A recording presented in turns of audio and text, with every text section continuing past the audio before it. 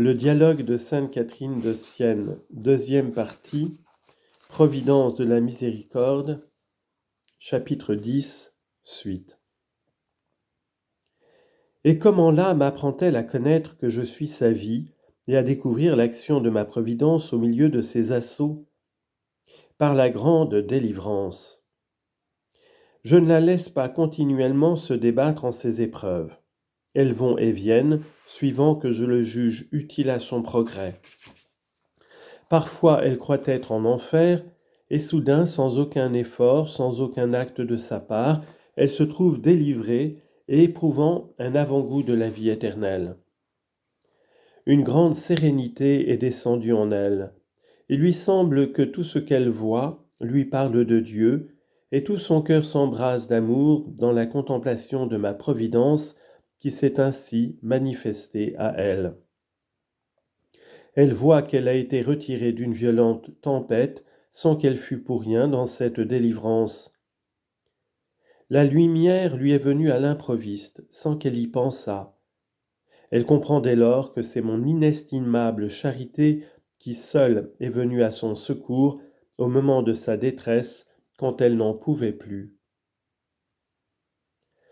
Pourquoi donc, quand elle s'appliquait elle-même à l'oraison et à ses autres exercices ordinaires, ne lui ai-je pas répondu par un rayon de lumière qui eût dissipé ses ténèbres? Parce qu'elle était encore imparfaite, et qu'ainsi elle eût pu s'attribuer à elle-même en son exercice ce qui ne lui appartenait pas. Tu vois comment les combats qu'il lui faut subir sont un moyen, pour celui qui est encore imparfait, d'arriver à la perfection par l'expérience qu'il fait dans ses assauts de ma divine providence. C'est par là même qu'il s'élève au-dessus de l'amour imparfait. Il est encore une sainte ruse que j'emploie pour déprendre l'âme de son imperfection. Je lui fais concevoir pour quelque créature une affection spirituelle et particulière, en plus de l'amour général qu'elle doit à tous. Par ce moyen, elle s'exerce à la vertu et sort peu à peu de sa négligence.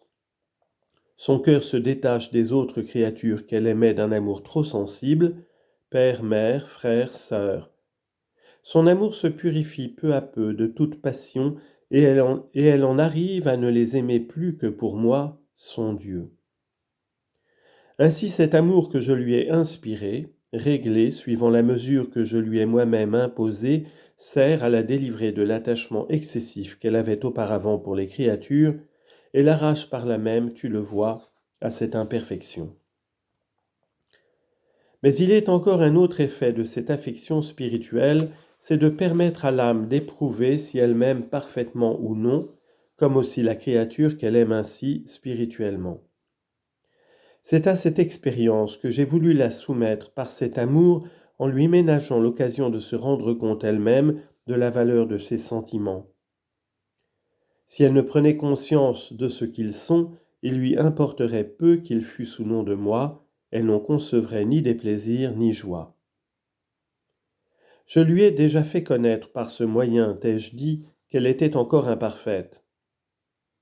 Or il est bien certain que si l'amour qu'elle a pour moi est imparfait, imparfait aussi doit être celui qu'elle porte à la créature raisonnable. Car la charité parfaite du prochain dépend essentiellement de la parfaite charité que l'on a pour moi.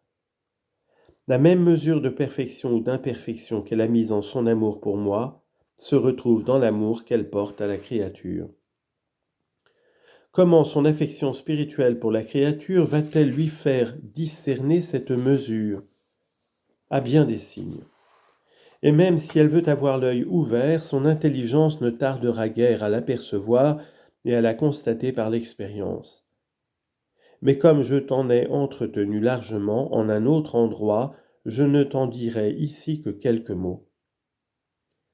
Cette créature, elle l'aime, ai-je dit, d'une affection particulière, et voilà soudain qu'elle croit s'apercevoir qu'elle en est moins aimée. L'ami, semble-t-il, a moins d'attention pour elle, et fait plus rares ses entretiens qui lui procuraient tant de consolation, tant de profit, tant de douceur. Ou bien et surtout, elle a cru voir que cette personne aimée réserve plus fréquemment pour une autre ses rencontres et conversations. La peine qu'elle éprouve de leur privation n'en devient que plus cruelle. C'est cette peine qui introduit dans la connaissance d'elle-même. Dès lors, si elle veut obéir à la lumière et se conduire avec la prudence qui doit régler ses affections, c'est d'un amour plus parfait qu'elle aimera cette créature que je lui ai donnée comme un moyen. Elle comprendra que c'est par la connaissance d'elle-même et par la haine qu'elle a conçue de son propre sentiment qu'elle aura raison de son imperfection et pourra s'élever à la perfection. Une fois là, son amour deviendra de plus en plus parfait, de plus en plus grand, et pour les créatures en général, et pour cette créature en particulier, moyen providentiel que ma bonté lui a ménagé pour l'encourager à la haine de soi et à l'amour de la vertu en cette vie de pèlerinage. Pourvu cependant qu'elle ne soit pas assez sotte pour se laisser dominer et troubler par sa peine, au point de s'abandonner au dégoût de l'esprit, au chagrin du cœur, et de renoncer à ses exercices. Dans ces conditions, cette affection constituerait un vrai danger. L'âme tournerait à sa propre ruine et changerait en instrument de mort ce que je lui procurais comme un moyen de vie. Non, ce n'est pas ce qu'elle doit faire. Qu'elle donne à son zèle un autre objet pour le rendre saint. Qu'avec humilité elle se reconnaisse indigne des consolations qu'elle rechercherait et dont elle se voit privée. Qu'elle considère à la lumière de la foi que c'est la vertu qui doit être le motif principal de son amour et que la vertu n'a pas diminué dans la personne qu'elle aime. Qu'elle conçoive alors le désir de supporter toute peine, de quelque côté qu'elle lui vienne, pour la gloire et l'honneur de mon nom. C'est ainsi qu'elle accomplira ma volonté en elle-même et qu'elle recevra ce fruit de la perfection. C'est pour la faire parvenir à cette lumière que j'ai disposé dans sa vie les luttes, les secours et tous les événements. Voilà les moyens dont se sert ma providence à l'égard des imparfaits. Il en est bien d'autres encore, la langue humaine serait incapable d'en exprimer le nombre et la variété.